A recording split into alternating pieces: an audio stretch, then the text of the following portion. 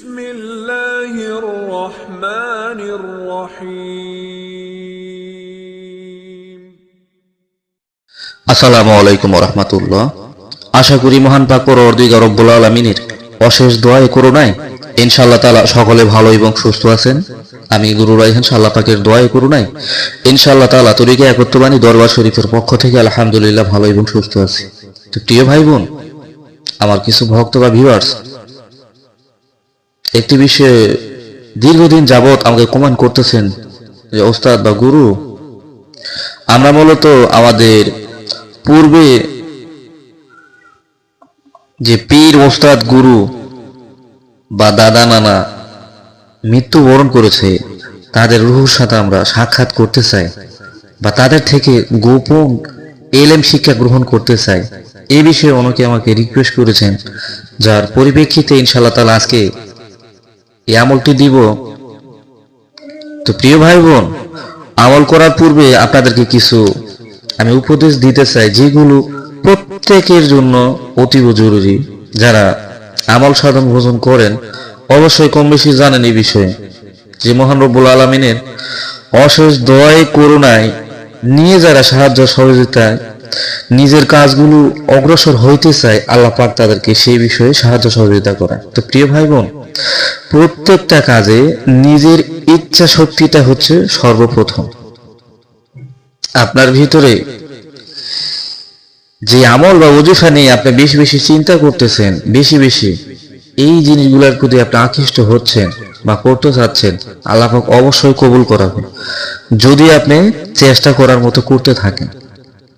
মহান রব খালি হাতে কোনো বিষয়ে কাউকে ফেরায় না, কিন্তু ফিরিয়ে আমাদের নিজের কারণ। তো প্রিয় ভাই বোন, যত আমল সাধন যা কিছু আমার চ্যানেল থেকে আপনাদেরকে উপহার দেওয়া হয়েছে ফ্রিতে, যে আমলগুলো করে আপনারা উপকৃত হয়েছেন বা যারা আদৌ করেন নাই করতে যাচ্ছেন, ইনশাল্লাহ আমি ফ্রিতে মন থেকে ইজাজত দিয়ে দিলাম, ইনশাল্লাহ আপনারা করতে পারেন।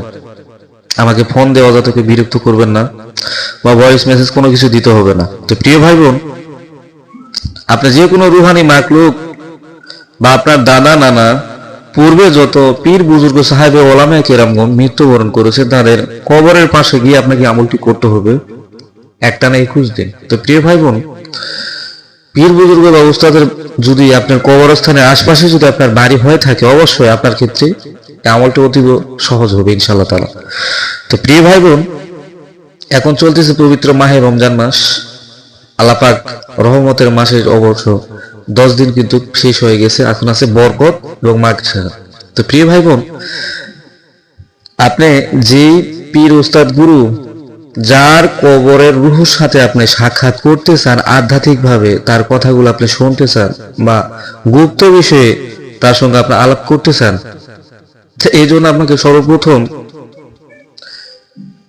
21 দিনে আমল করতে হবে। যদি পারেন রমজান মাসেও করতে পারবেন, কোনো সমস্যা নেই, কারণ রমজান মাসে রহমত, বরকত, আধ্যাত্মিক রুহানি শক্তি সবচাইতে বেশি থাকে এবং এই বিষয়গুলোতে সর্বোচ্চ গুরুত্ব দেওয়া হয়। তো প্রিয় ভাই বোন, যারা এই আমলটি করবেন, অবশ্যই আপনাকে প্রথমে 3 বার তওবা, 11 বার দরুদ ইব্রাহিম জপ শেষে আপনি কবরের পাশে বসে যাবেন এবং তার মাথার শিরে বসবেন এবং আল্লাহ পাকে সিফাতি নাম আল্লাহুস সামাদ, এই নামটুকু আপনাকে 5100 বার জপ করতে হবে এবং শেষে আবার 11 বার দরুদ ইব্রাহিম শেষ করবেন।